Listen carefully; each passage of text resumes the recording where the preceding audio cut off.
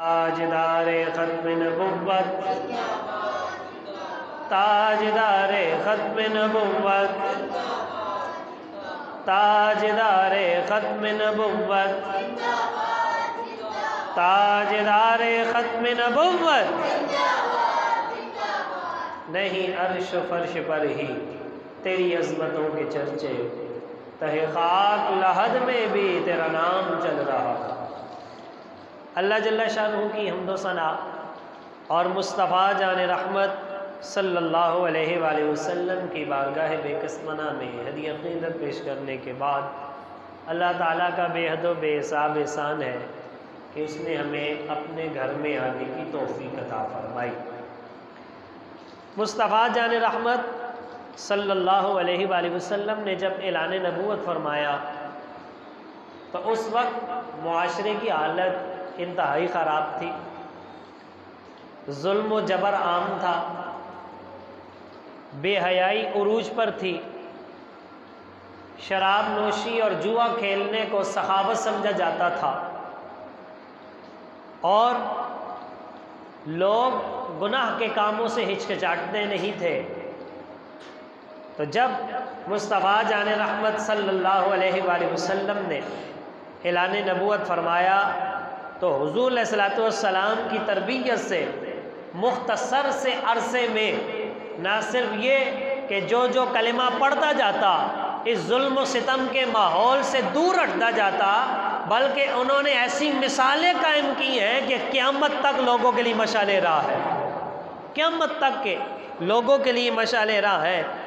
जैसा कि आप जानते हैं कि ऐलान नबूवत से क़ब्ल ख़वातीन की कोई इज़्ज़त नहीं थी, इस्लाम से पहले कोई वक़ार न था, बच्चियां जिंदा दरगोर कर दी जाती थी और एक शख्स की बीवियों की तादाद की हद कोई नहीं होती। अगर किसी का शोहर मर जाता और उसकी कई बीवियां होती तो उसकी औलाद बाप की बीवियों को भी अपनी माँ को छोड़ के आपस में तकसीम कर लेते।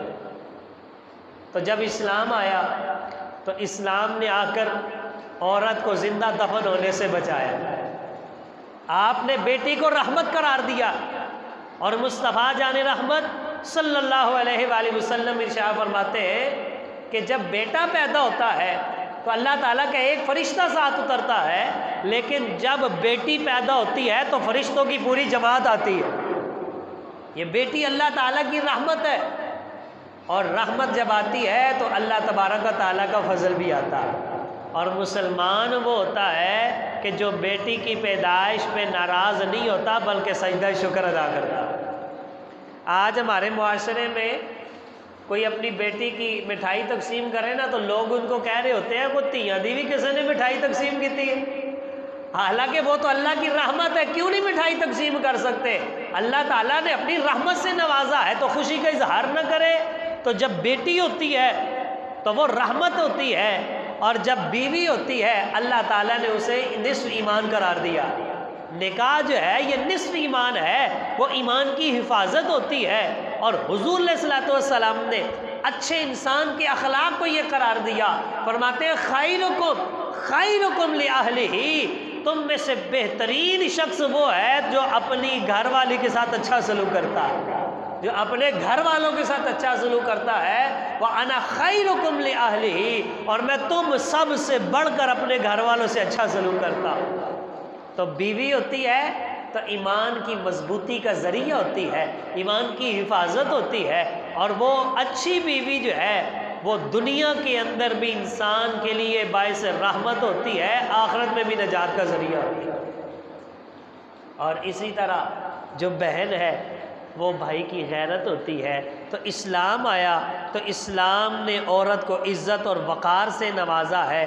और वो मुआशरा के जो बेहयाई का दिल दादा था, जहाँ रस्म और रवाज इंतहाई बेहयाई के थे, इस्लाम ने जब तरबियत की है तो आप अंदाज़ा करें हज़रत सैयदतुना उम्मे खल्लाद रदी अल्लाह ताला अन्हो, आपके बेटे शहीद हो गए एक जंग में, और आपको जब पता चला बेटे की शहादत की खबर मिली तो आप मुस्तफ़ा जान रहमत सल्लल्लाहु अलैहि वसल्लम की बारगाह में हाज़िरी के लिए जब आई तो आपने बाकायदा पर्दा किया हुआ है, हिजाब किया हुआ है, अपने आप को ढांपा हुआ है तो किसी ने पूछ लिया कि ए उम्मे खल्लाद रज़ी अल्लाह ताला अन्हा, इस गम की घड़ी में भी और इस मुश्किल हालात में भी तो अपने आप को ढांप कर हिजाब करके पर्दे के अंदर आई हो।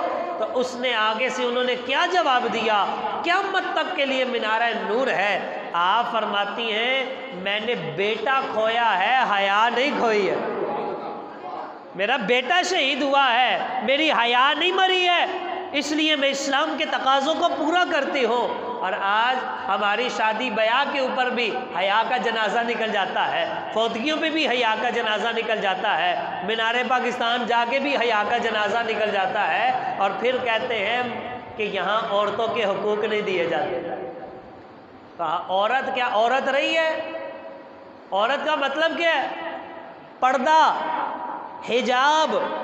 तो जब औरत औरत ही ना रहे तो फिर वो किस हुकूक की बात करती है? औरतों के हुकूक की बात करती है ना। पहले औरत बन तो सही। एक तो तुम सैकड़ों लोगों के सामने आकर नाच और गाना पेश करती हो, अपना जिस्म दिखाती हो, और फिर औरतों के हुकूक बयान करती हो। औरतों के हुकूक, पहले औरत बन, फिर इस्लाम तुझे देख कितनी इज्जत अता फरमाता। हुज़ूर अलैहिस्सलाम ने और इस्लाम ने तो गैर मुस्लिमों का भी ख्याल रखा है। जब हातिम ताई की बेटी एक दफ़ा माले गनीमत के तौर पर जब कैदियों के साथ आई तो उस वक्त उसके सर पर चादर न थी। हुज़ूर अलैहिस्सलाम ने अपनी चादर मुबारक उतार कर दे दी। कहा गया सरकार ये तो गैर मुस्लिम है। तो आपने फरमाया गैर मुस्लिम है तो क्या हुआ, बेटी तो है ना किसी की। मर्दों को भी ये हुक्म इरशाद फरमा दिया और औरत को भी कहा तू औरत बन के रह। औरत को औरत बनने का हुक्म दिया है, वो अपने आप को ढांप कर रखे। हज़रत सैयदना उम्मे खल्लाद रज़ी अल्लाह ताला अन्हा, आपने कितना खूबसूरत जवाब दिया है। आपने फरमाया कि मैंने बेटा खोया है, हया नहीं। आज टिकटॉक बना के नाचते हैं, फिर कहते हैं मुसलमान बच्चियों की जो है वो इज़्ज़तें महफूज नहीं है। उन्होंने कहा तू मुसलमान बच्ची बन तो सही, कोई मैली आंख से तेरी तरफ देख भी नहीं सकता। हमने तो इस्लाम पढ़ा ही कोई नहीं। काम करते हैं तवाइफों जैसे और हुकूक मांगते हैं उम्मे खल्लाद जैसे, सहाबियात जैसे। हज़रत सैयदना उम्मे खल्लाद रज़ी अल्लाह ताला अन्हा, आपने बड़ा खूबसूरत जवाब दिया कि जिस हाल में भी हो, खुशी में हो, गमी में हो, तुम्हारी हया का जनाजा नहीं निकलना चाहिए। तो इस्लाम पहले तरबियत करता है और इस्लाम ये कहता है मर्द हो या औरत अपनी ज़िंदगी को और ख़ुसूसी तौर पर अपनी जवानी को संभाल के रखे। और इस्लाम ने जवानी का बड़ी ख़ुसूसियत के साथ ज़िक्र किया है। नबी पाक साहिबुल औलाक सल्लल्लाहु अलैहि वसल्लम के इरशाद गिरामी है, बड़ी तवज्जो तलब बात।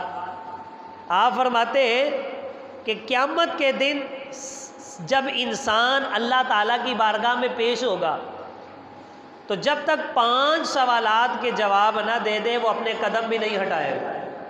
5 सवालों के जवाब हर एक ने देने हैं। अब गौर से सवाल सुने। फरमाया वो 5 सवाल कौन से होंगे? पहला सवाल ये है कि उससे पूछा जाएगा कि तूने ज़िंदगी किन कामों में गुजारी, ज़िंदगी किन कामों में गुजारी। और दूसरा सवाल पता क्या होगा? तुमने जवानी किन कामों में बसर किया। तो क्या ज़िंदगी के अंदर जवानी नहीं आती? ज़िंदगी जो है उसमें जवानी भी तो आती है। फिर खुसूसी तौर पर जवानी का तज़किरा क्यों किया?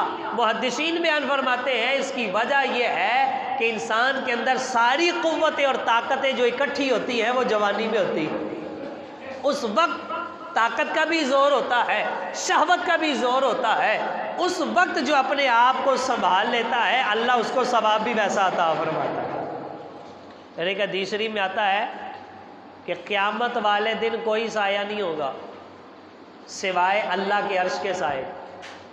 आपको पता है ना, अब तो फिर मौसम कुछ बदल रहा है, वगरना चंद दिन पहले धूप में खड़ा भी नहीं हुआ जाता था।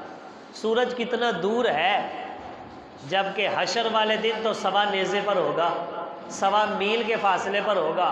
और मील के बारे में कहा जाता है अरबी के अंदर मील जो सुरमेदानी का सुरमचू होता है ना, जिससे सुरमा लगाया जाता है, उसे भी मील कहा जाता है। और 1 मील वो फासला भी है जो तकरीबन 1.25 किलोमीटर का होता है। तो जितना भी हो कि सूरज इतना करीब हो जितना 1.25 किलोमीटर है, तो उसकी तपिश का आलम क्या होगा। और फिर चटियल मैदान हो, कोई दरख्त का साया ना हो, कोई दीवार का साया ना हो, कोई हिजाब, कोई रुकावट ना हो, और उस वक्त जो ज़मीन तांबे की तरह तप रही होगी, जब तपिश जो है वो अपनी उरूज को होगी, कोई साया नहीं होगा सिवाय अल्लाह के अर्श के साए में। आप फरमाते उसमें 7 किस्म के लोग होंगे। अर्ज़ किया गया कौन कौन से होंगे, तो उनमें मुस्तफ़ा जान रहमत सल्लल्लाहु अलैहि वसल्लम ने इरशाद फरमाया, एक वो शख्स होगा जिसने अपनी जवानी में तौबा करके जवानी रब के नाम लगा दी। अल्लाह ताला ऐसे जवान को अपने अर्श के साए में नूर के मिंबर पर जगह अता फरमाए। तो आज अपनी जवानियाँ, अपनी ज़िंदगियाँ ये संभालने की ज़रूरत है, चाहे वो मर्द हो या औरत। मुसलमान टिकटॉक पर नाचने के लिए नहीं पैदा हुआ, ये नाच गाने के लिए नहीं है। जिसके हाथ में शमशीर होनी चाहिए थी, आज उन हाथों में क्या पकड़ा दिया हमने। बेहयाई आम हो गई, बेहयाई को उरूज मिल गया। औरत जो आज अपने आप अपने हुकूक की तलाश में है, उसको कहा भाई औरत तो तू तो इश्तिहार बन चुकी है। आज तो अपना सामान बेचने के लिए औरत एक इश्तिहार है। अखबार देख लो तो औरतों की बेहयाई वाली तस्वीर से भरी है। अगर अपने हाथ के अंदर इसको हमने बेलगाम कर दिया तो वहाँ भी बेहयाई के मनाजिर हैं। टीवी देख लो, बेहयाई के मनाजिर हैं। आप अस्पतालों में जाकर देख लो, पर्दे का तसव्वुर ही नज़र नहीं आता है। यूनिवर्सिटीज़ में जाकर देख लो, वहाँ जो है वो पर्दे का तसव्वुर ही कोई नहीं है। और सारा कुछ उतार कर फिर मांगते क्या हो। रब ने कहा तुम मेरा हो जा, फिर देख तो सही मेरी मदद आती कैसे। पहले वैसे बनो तो सही, वैसे हुकूक की अदायगी तो करो। अल्लाह ताला ने जैसा फरमाया, मर्द अपनी जवानी संभाले, औरतें अपनी जवानी संभाले। जो बंदा अपनी जवानी को संभाल लेता है, अपनी ज़िंदगी को पैदाइश से लेकर इख्तिताम तक अपने आप को अल्लाह के रास्ते में लगा देता है, जब ये बंदा अपने बिस्तर पर भी फौत होता है, अल्लाह ताला इसे 99 सिद्दीकीन का सवाब अता फरमाता है। 99 सिद्दीकों का सवाब अता फरमाता है। लेकिन उसके लिए ज़िंदगी भी सदाकत वाली चाहिए, उसमें ज़िंदगी भी पाकीज़ा चाहिए। इसलिए मुस्तफ़ा जान रहमत सल्लल्लाहु अलैहि वसल्लम ने फरमाया 5 सवालात हर एक से किए जाने हैं। पहला सवाल ये होना है, ज़िंदगी किन कामों में गुजारी है। और दूसरा सवाल क्या है, जवानी किन कामों में गुजारी है। तीसरा सवाल ये है, माल कहाँ से हासिल किया, माल कहाँ से लिया है। और किसी का हक तो नहीं मारा, किसी की जेब तो नहीं मारी। कहीं ऐसा तो नहीं हुआ कि बहन का हिस्सा खा लिया और भाई का हिस्सा मार लिया और उसको कहा चल भाग जाकर, तो इधर आया तो जान से भी जाएगा। क्या माल यहाँ से तो नहीं, क्या रिश्वत का तो नहीं, सूद का तो नहीं है, क्या ये माल हराम का तो नहीं है। हशर वाले दिन तीसरा सवाल ये होगा, माल कमाया कहाँ से है। और चौथा पता है क्या होना है, माल कमाने के बाद खर्च कहाँ पे किया, ये भी सवाल होना है। ये नहीं है हलाल का कमा के जिथे मर्जी ला दो, पर मैं कमाना भी हलाल है, खर्च भी हलाल जगह पे करना है। ये मुस्तफ़ा जान रहमत सल्लल्लाहु अलैहि वसल्लम ने इरशाद फरमाया।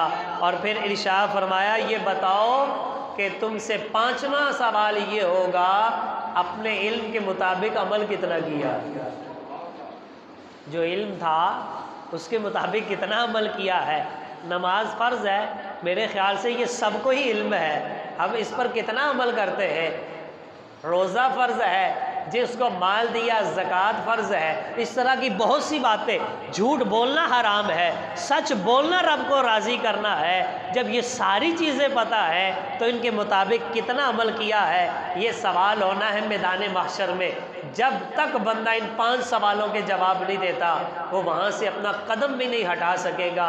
इसलिए इस्लाम ने तरबियत की है, मर्दों की भी की है, औरतों की भी की है, का ज़िंदगी संभाल के रखो, अपनी जवानियाँ संभाल कर रखो, अपने बच्चों की परवरिश करो, अपने बच्चों के अंदर हया का मादा पैदा करो।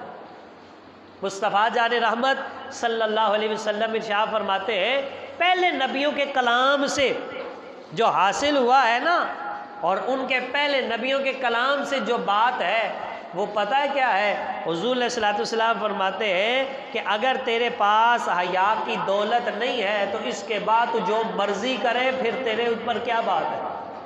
कहते नहीं कोई बंदा गलत काम करे तेनू हया नहीं।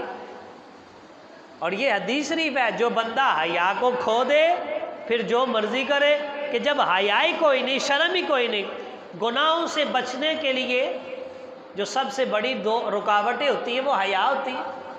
एक ये है अल्लाह से हया, दूसरा लोगों से हया।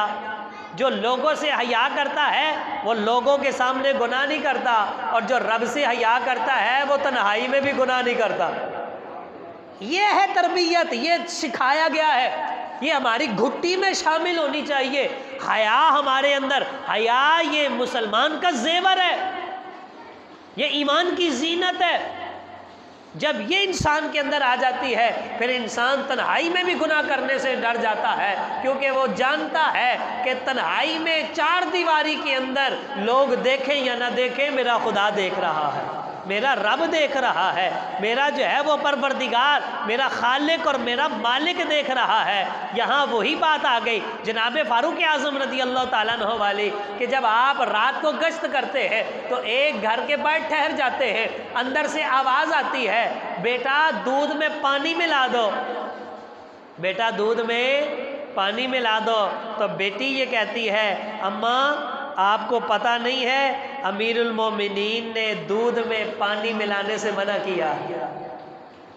तो माँ आगे से जवाब देती है, बेटा यहाँ कौन से अमीरुल मोमिनीन तुझे देख रहे हैं, यहाँ कहाँ फारूक आज़म है, मिला दे रात की तन्हाई में, कोई तुझे देखने वाला नहीं। उस बच्ची ने बड़ा खूबसूरत जवाब दिया, कहा अम्मा अमीरुल मोमिनीन तो नहीं देखता, लेकिन उसका रब तो देख रहा है, जो तेरा भी रब है, जो मेरा भी रब है, जो हमारा परवरदिगार है, वो तो देख रहा है ना। तो जब ये बात सुनी फारूक आज़म रज़ी अल्लाह ताला अन्हु, आपने अगले दिन जो है पता करवाया, जाओ जाकर देखो और पता करो क्या उस बच्चे की शादी हुई है कि नहीं, कि वो बग़ैर शोहर के है। तो पता ये चला कि उसकी शादी अभी निकाह होने वाला है। आपने अपने बेटे का रिश्ता भेजा, उन्होंने कबूल कर लिया, उनकी नस्ल में अल्लाह ताला ने उमर बिन अब्दुल अजीज़ जैसी औलाद अता फरमाई। ये है हया का कमाल। जिसमें हया होती है अल्लाह ताला उसे गुनाहों से बचाता है, और जब उसे गुनाहों से बचा लेता है तो फिर उसकी नस्ल भी पाक हो जाती है, उसका अपना किरदार भी पाकीज़ा हो जाता है। और हमारे इस्लाम की तरबियत देखें, जब बात आती है तो हुकूक लेने की, फिर इस्लाम याद आ जाता है। और जब इस्लाम कहता है मेरे मुताबिक ज़िंदगी गुजारो, तो फिर किसी को फिर इस्लाम की जो बातें हैं वो पाबंदियाँ लगती, वो उसे मुश्किल लगती है। देखें मुस्तफ़ा जान रहमत सल्लल्लाहु अलैहि वसल्लम ने इरशाद फरमाया, आप फरमाते हैं जब भी कोई मर्द किसी अजनबी औरत के साथ तन्हा होता है तो साथ शैतान होता है। जब दो ये तन्हाई में होते हैं, तीसरा शैतान होता है जो इन्हें वरगलाने की कोशिश करता है, जो इन्हें गलत काम की तरफ उकसाता है। आज तो मर्द व जन का इख्तलात कोई मायूब काम समझा ही नहीं जाता।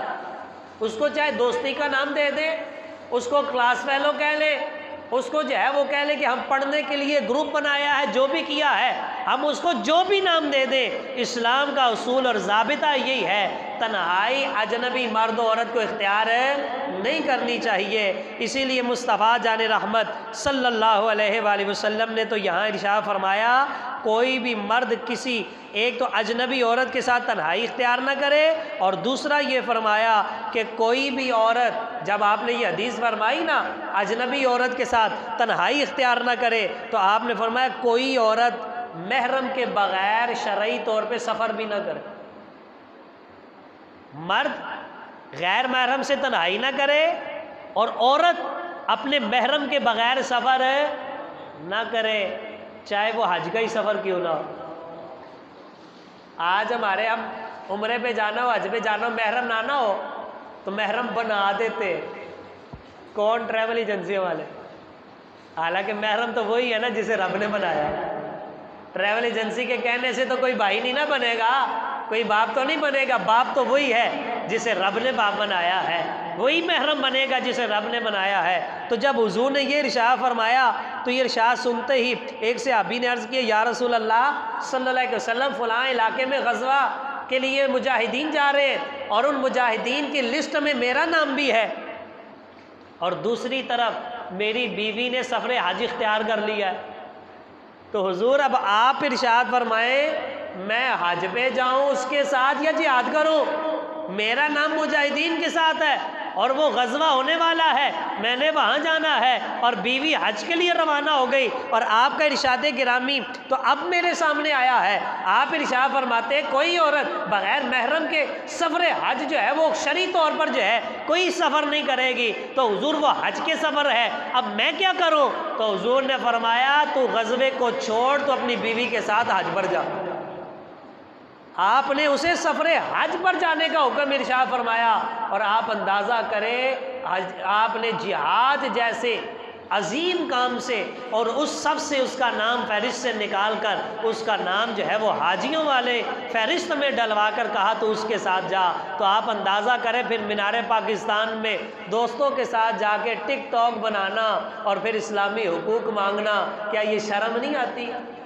इस्लाम ने तो हज पर भी बग़ैर महरम के जाने की इजाज़त नहीं दी, तो हम सब कुछ उतार कर पर्दे एक साइड पर रख के इस्लाम के क़वानीन को बालाए ताक रख के सब कुछ करने के बाद कहते हैं हमें यहाँ हुकूक नहीं मिलते। कहा तुम खुदा के हुकूक अदा करो, खुदा तुम्हारे हुकूक खुद ही पूरे करवा ले। अभी करो तो सही। बाबा फरीदुद्दीन गंजे शकर रहमतुल्लाह अलैह आप पता है क्या इरशाद फरमाते हैं? आप फरमाते हैं 40 साल तक इस फरीदुद्दीन ने वो किया जो फरीदुद्दीन के रब ने चाहा। अब ये वक्त आ गया है जैसे फरीद कह देता है रब भी वैसे कर देता। तो मैं पहले खुद को फरीद बनाओ तो सही, पहले उसकी मानो तो सही, फिर वो तुम्हारी मानेगा। जो उसने क़वानीन दिए हैं उन क़वानीन के मुताबिक ज़िंदगी गुजारो, अल्लाह ताला सबकी इज़्ज़त महफूज रखता है। नबी पाक अलैहिस्सलातु वस्सलाम आपने तरबियत फरमाई है और तरबियत के ज़रिए ही लोगों के दिल बदले हैं। एक हदीस शरीफ में आता है कि हुज़ूर अलैहिस्सलातु वस्सलाम आपके पास एक शख्स हाज़िर हुआ और आकर अर्ज़ करने लगा या रसूल अल्लाह सल्लल्लाहु अलैहि वसल्लम मुझे बदकारी की इजाज़त दे। हुजूर की बारगाह में हुजूर मुझे बदकारी की इजाज़त दे। तो सहाबा कराम ने जब ऐसा बेबाकाना सवाल आपने सुना तो उन्हें रोका, ये कैसा सवाल कर रहे तू? उन्होंने उसे रोका तो हुजूर अलैहिस्सलातु वस्सलाम ने उसे करीब बुला लिया और आपने फरमाया इधर आ मेरे करीब बैठ। जब आपने अपने करीब बुला लिया तो हुजूर अलैहिस्सलातु वस्सलाम आप इरशाद फरमाने लगे, आपने फरमाया अतुहिब्बुहु लिउम्मिका, क्या तुम ये पसंद करते हो कि कोई तेरी माँ के साथ ऐसा करे? उसने कहा नहीं या रसूल अल्लाह। तो हुजूर ने फरमाया जब तू नहीं चाहता तो कोई भी ऐसा नहीं चाहता कि उसकी माँ के साथ ऐसा सलूक करे। फिर आपने फरमाया क्या तू चाहता है कि तेरी फूफी के साथ ऐसा हो? कहा नहीं या रसूल अल्लाह सल्लल्लाहु अलैहि वसल्लम। आपने फरमाया फिर कोई भी नहीं चाहता। आपने फरमाया तू चाहता है तेरी खाला के साथ ऐसा हो? कहा नहीं मैं ऐसा नहीं चाहता। तो फरमाया कोई भी ऐसा नहीं चाहता है। आप ये फरमाते रहे तो उसके दिल के अंदर ये बात उतर गई। तो उसने अर्ज़ किया या रसूल अल्लाह सल्लल्लाहु अलैहि वसल्लम हुजूर आप ही मेरे लिए दुआ फरमा दीजिए। तो हुजूर अलैहिस्सलातु वस्सलाम आपने अल्लाह की बारगाह में अर्ज़ की, आपने अर्ज़ की अल्लाहुम्मा अग़फ़िर ज़म्बहु व ताहिर क़ल्बहु व हस्सिन फ़र्जहु, ऐ अल्लाह इसके गुनाह बख्श दे, या अल्लाह इसका दिल पाक फरमा दे और या अल्लाह इसे पाक दामन फरमा दे। रावी कहते हैं कि हुजूर अलैहिस्सलातु वस्सलाम ने दुआ फरमाई और उसके बाद उसने कभी सारी ज़िंदगी बुराई का इरादा भी नहीं किया, क्योंकि हुजूर ने तरबियत फरमाई और उसके दिल के अंदर बात डालकर उसे ये समझा दिया है कि कोई शख्स अपनी माँ के साथ ऐसा नहीं चाहता है तो लिहाजा तू भी इस इरादे को तर्क कर दे, बुराई के इरादे से बाज आ जा। और बुजुर्ग फरमाते हैं कि अपने आप को पाक दामन कर लो, तुमसे तुम्हारे दूसरों की औरतें महफूज रह जाएं तो इसकी बरकत से तुम्हारी औरतें महफूज हो जाएंगी, तुम्हारी औरतें महफूज हो जाएंगे। जब हम दूसरों की इज़्ज़त को महफूज रखेंगे अल्लाह ताला उसकी बरकत से हमारी इज़्ज़तों को महफूज रखेगा। और एक वाक़े में आता है कि एक बुज़ुर्ग आदमी बीमार हो गए और गशी के आलम में, बेहोशी के आलम में चले गए, घर में फाके तक आ गए, खाने पीने के लिए कुछ न था और दवाई के लिए भी पैसे न थे। लेकिन उनकी जो बेटी थी और एक ही बेटी थी, बेटा कोई नहीं था, वो आजिज़ आ गई, अपने बाप की कैफियत को देखकर बाज़ार में निकली, कर्ज किसी ने नहीं दिया और बाज़ारे हुस्न तक चली गई, लेकिन किसी ने आंख उठाकर भी नहीं देखा। जब घर वापस लौटी है, बाप को होश आया है, तो कहती है अब्बा जी मैं आपके लिए कुछ ना कर सकी, लेकिन मुझे एक बात समझ नहीं आई, मैं तो वहां तक भी गई हूँ कि जिसे बाज़ारे हुस्न कहा जाता है, जहाँ इज्जतें पामाल होती हैं, लेकिन मेरी तरफ तो किसी ने आंख उठाकर भी नहीं देखा है। तो बाप ने कहा बेटा तू तो एक मोहल्ले का चक्कर लगाकर आई है ना, तू सारी दुनिया भी फिर आती, किसी ने आंख उठाकर नहीं देखना था। कहा अब्बा जी वो क्यों? कहा इसलिए कि आज तक तेरे बाप ने किसी को नहीं देखा। और मैं जब तेरे बाप का किरदार पाक है तो अल्लाह ताला ने तुझे भी पाक और महफूज रखा है। इसलिए याद रखे, जो अपने आप को महफूज और पाक कर लेता है, अल्लाह ताला उसके घर वालों को भी पाक फरमा देता है। बस दुआ करें अल्लाह ताला हमें सही मुसलमान बनने की तौफीक अता फरमाए, हमारी ख़वातीन को हज़रत उम्मे खल्लाद रदी अल्लाह ताला अन्हा जैसा जज्बा अता फरमाए और हमारे दिलों में इश्क़ मुस्तफ़ा अलैहिस्सलाम पैदा फरमाए। वमा अलैना इल्लल बलागुल मुबीन। वस्सलामु अलैकुम वरहमतुल्लाहि वबरकातुहू।